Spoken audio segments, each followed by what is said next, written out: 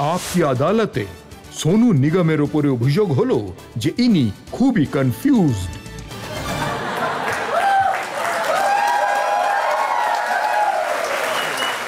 সোনু, আপনার ছোটবেলা দেখছিলাম, ছোটবেলায় টপার ছিলেন, ক্লাসে সায়েন্টিস্ট হতে চেয়েছিলেন, কনফিউজ হয়ে গেলেন, সিঙ্গার হয়ে গেলেন।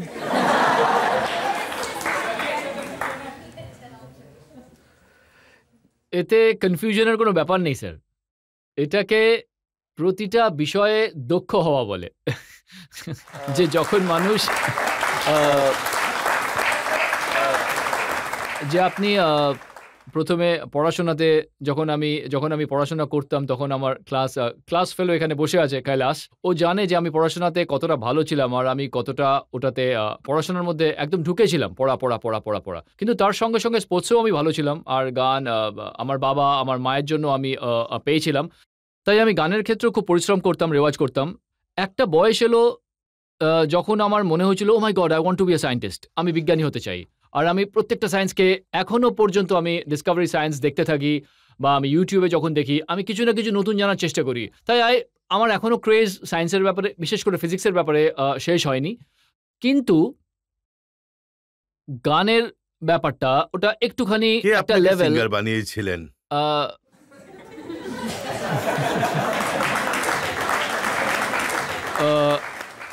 সিঙ্গার তৈরি করা যায় না, সিঙ্গার জন্ম নেয়।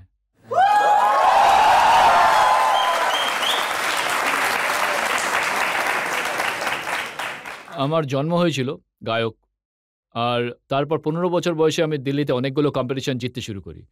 আর তখন আমার বাবা আগম কুমার নিগম বাবু, আমার মা শোভা নিগম, ওনারা ডিসাইড করলো আমরা যে কোনোভাবে এবার মুম্বাই যাব, কারণ আমার গানের যে ব্যাপারটা ছিল সেটা নেক্সট লেভেলে যাওয়াটা দরকার ছিল। তাই 18 বছর বয়সে যখন আমি 12th স্ট্যান্ডার্ড পাস করলাম আমি মুম্বাই চলে গেলাম। আর আমি তখন চেষ্টা করেছিলাম করসপন্ডেন্সে পড়াশোনা করার, কিন্তু যখন আমার এক্সামস এলো তখন আমার প্রথম গান হিট হলো। আচ্ছা সিলা দিয়া তूने मेरे प्यार का यार नहीं फाड़ दिया एक अच्छा यार का। আপনার বাবা এখানে বসে আছেন, হ্যাঁ, আমি ওনাকে জিজ্ঞাসা করতে চাই,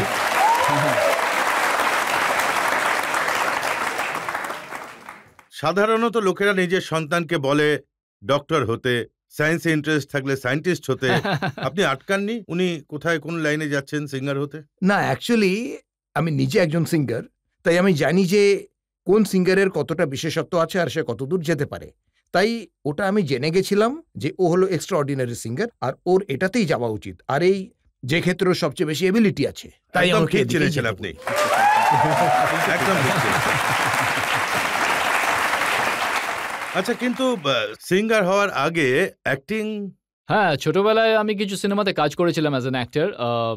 না, তারও অনেক আগে চাইল্ড আর্টিস্ট আগে। হ্যাঁ, উস্তাদ সে, প্যারা দুশ্মন, তকদির, কৃষ্ণা, বেতাবে, সানি দেওয়ালে ছোটবেলা করেছি, বেতাবে।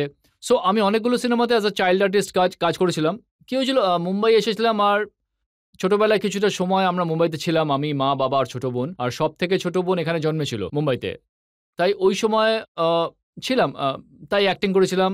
ওই সময় যখন চাইল্ড আর্টিস্ট হিসেবে ছিলাম, তারপর ছেড়ে দিয়েছিলাম, তারপর দিল্লি এসেছিলাম, পড়াশোনা করলাম প্রপারলি আর গানে মনোযোগ দিলাম। তারপর আমরা 91-এ সবাই মুম্বাই এলাম। যখন মুম্বাই গেলেন তখন অনেক সংগ্রাম করতে হয়েছে? হ্যাঁ, অনেক বেশি। আর হয়টা কি যে প্রত্যেকটা মানুষের মাপদণ্ডটা আলাদা হয় সংগ্রাম করার। কিছু মানুষকে খাবারের জন্য স্ট্রাগল করতে হয়, আর সেটা করতেও প্রচণ্ড কষ্ট হয়। আমার বাবা খাবারের জন্য স্ট্রাগল করেছেন, উনি অনেক সংগ্রাম করেছেন আমার বাবা। আমি খাবারের জন্য স্ট্রাগল করিনি, কিন্তু আমি ইমোশনাল স্ট্রাগল করেছি। যখন কেউ আপনাকে ইনসাল্ট করে, যখন কেউ, আপনি পড়াশোনাতে এত ভালো ছিলেন, স্কুলের টিচাররা আপনাকে ভালোবাসে, আর এখানে এসে এই কি করছিস রে, কে করেছে, কেন করছিস এটা? বাইরের সব ওয়াচম্যানরাও অনেকটা এরকম করতে।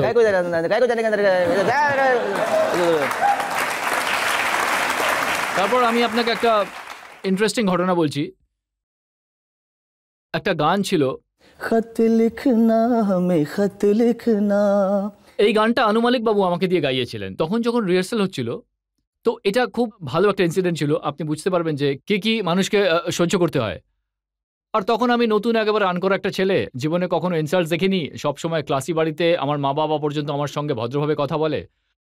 আর ওখানে আমাদের ভালোবাসার, এখন তো আমাকেও খুব ভালোবাসে আর আমিও ওনাকে খুব ভালোবাসি, তখনও করতাম। কিন্তু উনি স্পষ্টবাদী, আপনারা জানেনই অনুমালিক স্পষ্টবাদী মানুষ।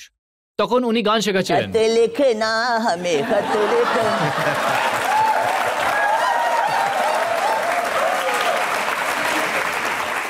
তো ওটার বিট হচ্ছে 68 धक्कत तक धक्कत এরকম। তখন আমি ভাবলাম যে ওটাতে রিদম বাজছে না, আর तक तक तक তখন আমি গাইলাম खत लिखना हमें खत लिख 1 2 3 4 1 যেখানে 1 2 3 1 2 3 এই বিটটা ছিল ওটার।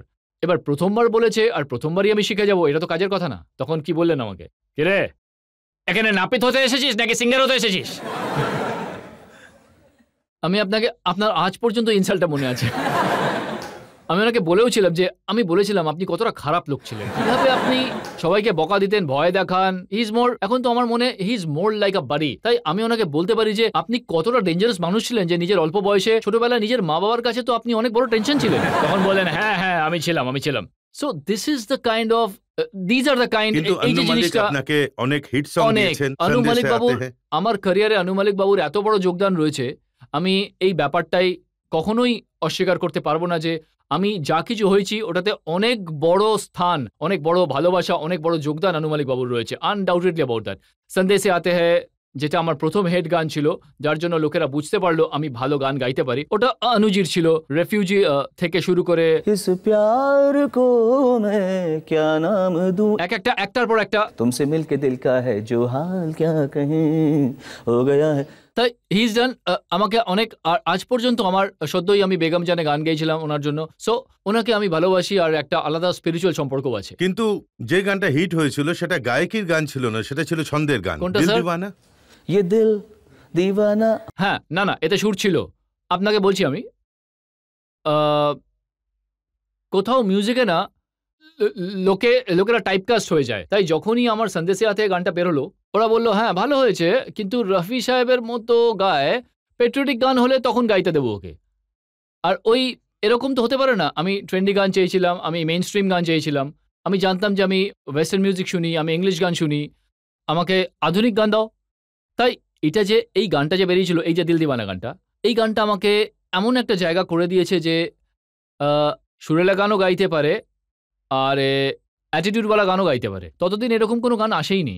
আজ আপনি শোনেন একটু ওয়েস্টার্নাইজ সিঙ্গিং এর, this was the first song যে ওই রাস্তাটা করেছিল যে হ্যাঁ ইন্ডিয়ান ফিল্ম মিউজিকে এরকম ওয়েস্টার্নাইজড কনসেপ্টের গান, অ্যাগ্রেসিভ গানও হতে পারে। সো ওই গানটা আমাকে খুব সাহায্য করেছিল, and I feel both the songs complemented each other. আর ওই যে গানটা আপনি গেয়েছেন, क्या है तेरा मोबाइल नंबर?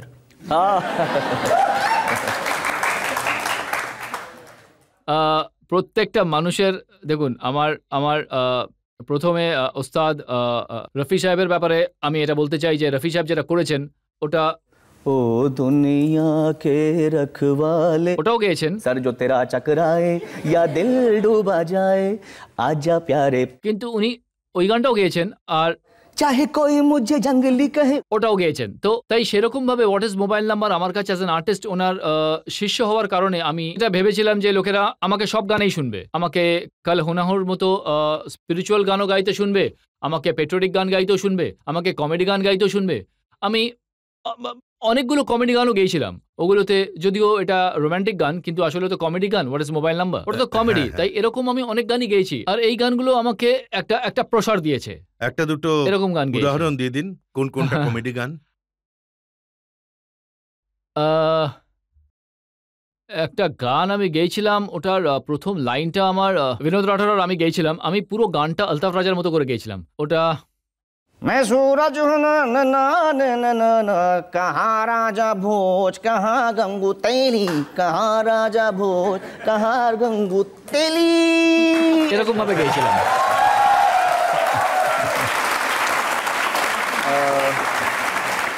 তারপর যেমন হোয়াট ইজ মোবাইল নাম্বার আছে, এটাকে যদি আমি চাইতাম তো What is mobile number?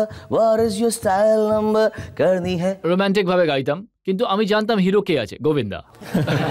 O carry করতে পারবে, ও মজা করতে পারবে। What is mobile number? What is your style number? करनी है प्यार What is your পেজ, ওই যে গানটা আছে। সো এটাকে আমি আলাদা স্টাইলে গাওয়ার চেষ্টা করেছি।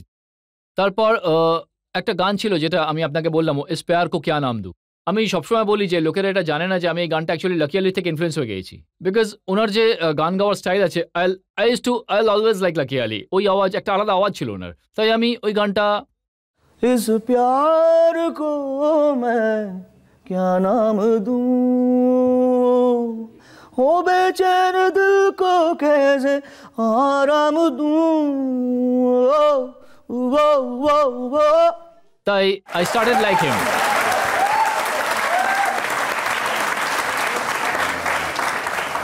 আমি শুনেছিলাম যে আপনি অনেকগুলো সিঙ্গারকে মিলিয়ে একসাথে 40টা গান গাইতে পারেন একে অপরের সাথে মিশ্রণ করে। আমি সদ্য একটা অ্যাওয়ার্ড ফাংশনে করেছিলাম, মির্চি অ্যাওয়ার্ডস। হ্যাঁ, আমি যতদূর মনে আছে আমি আপনাকে একটু বলছি, ফরগিভ মি যদি আমি, কারণ ওই সময় আমি মনে রেখেছিলাম আর এখন উনি আমাকে ফাঁসিয়েছেন, আকস্মিক বিপদের মধ্যে ফেলে দিয়েছেন, তাই আমি আপনাকে বলছি। तेरा प्यार प्यार प्यार, तेरा प्यार प्यार प्यार, हुक्का बार बार देखो, हजार बार देखो, मैंने देखा है ये एक सपना, फूलों के शहर में है ना, बोलो बोलो है ना, बोलो बोलो।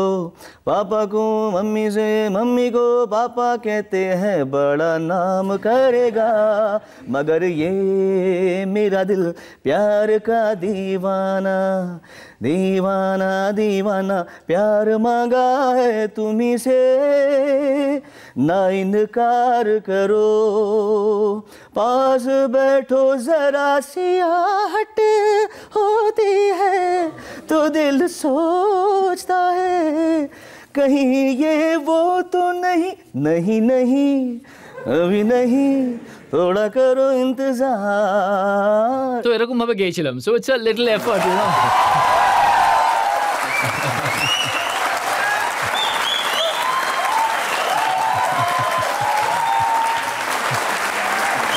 দেখুন, একটা সময় ছিল যেখানে একটার পর একটা সিনেমাতে সোনু নিগমের গান থাকতো। হ্যাঁ। সেই সময় শাহরুখ খানের প্রতিটা গান আপনি গাইতেন। আমার কাছে একটা লম্বা তালিকা আছে। কাল হো না হো, কভি অলবিদা না কেহনা, একদম আলাদা রকমের গান গেয়েছেন আপনি। হ্যাঁ, আর প্রচুর মানুষ সেই সব গান ভালোবেসেছে। স্টেপ বাই স্টেপ হয়েছিল সব। আমার জীবনে ওভারনাইট সাকসেস কোনোদিনই আসেনি। আচ্ছা সেলা দিয়া থেকে গল্প শুরু হয়েছিল। इश्क में हम तुम्हें क्या बताएं, এরা সবাই তখন বাচ্চা, বেশিরভাগ লোক জন্মায়নি তখনও। किस कदर चोट खाए हुए हैं। এটা হলো, তারপরে টেলিভিশনে আমি একটা শো করেছিলাম সারেগামা, যেটা খুবই ফেমাস হয়েছিল। তারপরে লোকেরা আমাকে চিনতে শুরু করেছিল যে আমি কি চিন্তা করি, আমি কিভাবে কথা বলি। আর তারপরে 97-এ সন্দেশে আতে হ্যায়, আমি ওটাকে আপনাকে একটু গেয়ে শোনাচ্ছি। संदेशे आते हैं हमें तड़पाते हैं, जो चिट्ठी आती है वो पूछे जाती है कि घर कब आओगे, कि घर कब आओगे, लिखो कब आओगे, कि तुम बिन ये घर सूना सूना है।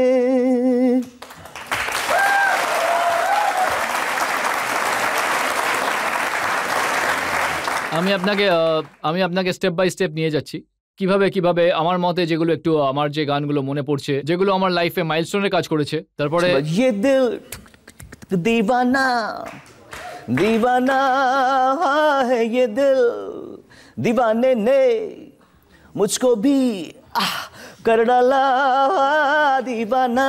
তো এই গানটা হিট করেছিল। তারপরে what is your mobile number গানটা বেরোলো। আর ऐसा पहली बार हुआ है 17-18 सालों में, এরকম হয়েছিল। তারপরে सूरज हुआ मध्यम, चांद जलने लगा, आसमां ये हाय क्यों पिघलने लगा, मैं ठहरा रहा ज़मीं चलने लगी, धड़का ये दिल सांस थमने लगी, हो क्या ये मेरा पहला पहला प्यार है सजना, क्या ये मेरा पहला पहला प्यार है। তারপর ওটা হলো। তারপর ওই সিনেমাতেই ছিল कह दो ना you are my soul। এটা একদম আলাদা জনরা। সি কোথায় সুরজ হুয়া মধ্যম, কোথায় এটা। তারপর बोले चूड़ियां बोले कंगना, ওটা হলো। তারপর পরের সিনেমাতে কল হো না হো হলো। কল হো না হো বিকেম এমন একটা কাল্ট এসেছিল। আমি সবসময় বলি যে যখন আমি আমার শেষ নিঃশ্বাসের দোরগোড়ায় থাকবো আর তারপর যখন আলটিমেটলি নিউজ আসবে, রজতবাবু বলবেন হয়তো বিখ্যাত গায়ক সোনু নিগম শেষ নিঃশ্বাস ত্যাগ করেছেন, তখন ওই সময় এনার টিভিতে চলবে हर घड़ी बदल रही है रूप जिंदगी, छाँव है कभी कभी है धूप जिंदगी, हर पल यहाँ जी भर जियो जो है समा कल हो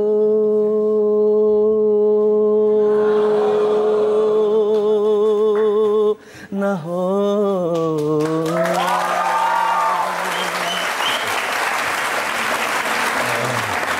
তারপর কি হবে যদি আমি বেঁচে যাই, তাহলে किसका है ये तुमको इंतजार में होना, এই গানটা চলবে। তাই আমার জন্য আনন্দে বাজবে। আরে এত গান আমি তো ভুলেই গেছি। तू ही तू सतरंगी रे, तू ही तू मन रंगी रे। One of my best songs. So অনেক গান এসেছে। আর তারপর পরে মুঝমে কাহি এলো, যেটা অগ্নিপথের বেরোলো। जीने के हैं 4 दिन ओ बाकी है बेकार दिन। So I been really lucky. যখন আপনি গানের মিউজিক চালাচ্ছিলেন তখন আমার কান্না পাচ্ছিল, কারণ আমি ভাবি যে ভগবান অনেক অনেক অনেক কিছু দিয়েছেন আমাকে। I am really happy. God's been really kind to me. ভগবান এত দিয়েছে, লোকেরা এত ভালোবেসেছে, আপনাকে অ্যাজ এ সিঙ্গার খুব ভালোবেসেছে, কিন্তু আপনি হিরো হতে চলে গেলেন। আরে আর সেই সিনেমার নামগুলো দেখুন, লাভ ইন নেপাল। হ্যাঁ, তাই এই হঠাৎ করে হিরো হওয়ার ইচ্ছাটা কোথা থেকে জন্মালো? ওটা এভাবে ঘটেছিল। আমি হিরো হওয়ার অনেকটা আগে অনেকগুলো ভিডিও অ্যালবাম করেছিলাম, আর ওগুলো দেখে হয়তো ডিরেক্টর প্রডিউসারের মনে হয়েছিল আমরা একে সিনেমায় নিতে পারি। তো আমি কখনো নিজের জন্য সিনেমা বানাইনি। আমার কাছে অফার এসেছিল সিনেমার জন্য, আর আমি এটা সত্যি মনে করি যে ভাগ্যে যখন লেখা থাকে তখন সেটা আপনার সঙ্গে ঘটবেই। আমি আজকে যতটুকু এগিয়েছি, আমি নিজের গান দেখে শুনে কেন কাঁদছিলাম, কারণ আমি শুধু হাত জোর করে বলেছিলাম থ্যাংক ইউ গড, তুমি আমাকে এত সুযোগ দিয়েছো, আমাকে তৈরি করেছো। আমি এটা ভাবি না যে আরে দেখেছো সোনু নিগম কি অসাধারণ কাজ করেছে। ঠিক সেভাবেই যখন আমি এটা বিশ্বাস করি যে যেটা হওয়ার সেটা কিন্তু ঘটবেই। ভাগ্যে লেখা থাকে, ভগবানের আশীর্বাদ থাকে, লোকেদের প্রার্থনা থাকে। আমার ডেস্টিনিতে ওই সময় সঠিক সিনেমায় কাজ করাটা লেখা ছিল না। আমি আপনাকে খুব ভালো একটা উদাহরণ দিচ্ছি, এরা হেসে ফেলবে কিন্তু আপনাকে সেটার পেছনে লজিকটা বলছি। একটা সিনেমা এসেছিল জানি দুশমন। এবার আপনি দেখুন ওটার পেছনে লজিকটা শুনুন আমার। আমি কি জানি সিনেমাটা কিভাবে তৈরি হবে? আমি নতুন তখন, আমার ওপর কারোর ছত্রছায়া নেই অ্যাজ অ্যান অ্যাক্টর যে আমাকে পথ দেখাবে যে ভাই এটা করো না বা সিনেমা বানাও। আমি কি ভাবলাম সানি দেওল, অক্ষয় কুমার এরা নিশ্চয়ই পাগল না, সুনীল শেট্টি ওটাতেও রয়েছেন, আফতাবও রয়েছে, অরশদ ওয়ারসিও রয়েছে, মনীষা কৈরালা আছে, এত অভিনেতা, আর আদিত্য পঞ্চলিও রয়েছে। এই 11 জন অভিনেতা তো নিশ্চয়ই পাগল নয়। এই সিনেমাটা কতটা খারাপ হতে পারে যে যেই অভিনেতারা হলো পোর খাওয়া অভিনেতা, যাদের আমরা সম্মান করি, অক্ষয়, সানি দেওল আর সুনীল শেট্টি, আর অরশদও এত ভালো কাজ করছে, আফতাবও আছে ওটাতে, ওরা এত ভুল সিদ্ধান্ত কি করে নিতে পারে? সো বাট আমার ভাগ্যে লেখা ছিল যে ওই সবকটা ভুল হওয়ার ছিল। ওই ফিল্মটা ভাগ্যের চক্করে সবাই ফেল হয়ে গেল। এটাও হতে পারে না, ওটা কালেকটিভ ছিল। It was a collective bad luck for all of us. কোনো মানুষই খারাপ সিনেমা তৈরি করার চেষ্টা করে না। আমার মনে হয় রাজকুমার কোহলি খুব চেষ্টা করেছেন হয়তো, কিন্তু ওই সিনেমার কিছু হওয়ার ছিল না। আর ওটা basically one of the biggest dead ডেন্স অফ মাই ক্যারিয়ার। তাই তারপরে আমি সিনেমায় কাজ করার চিন্তা ভাবনাই করিনি। আমাকে অনেক লোকেরাই বলেছিল যে, কিন্তু আমি ভাবলাম যে যতক্ষণ না আমি আমার ভেতর থেকে মনে হবে না ততক্ষণ না আমি সিনেমায় কাজ করব না। আর আমি তারপর কোনোদিন সিনেমায় কাজ করিনি। আর আমি এখন খুবই সন্তুষ্ট স্যার। আমাকে আমার মধ্যে এত খিদে নেই জীবন থেকে। আমি যতটুকু পেয়েছি না, এর পরেও যদি আমি অভুক্তদের মতো ঘুরি না, তাহলে আমার থেকে বড় অকৃতজ্ঞ কেউ হবে না। So I am really satisfied.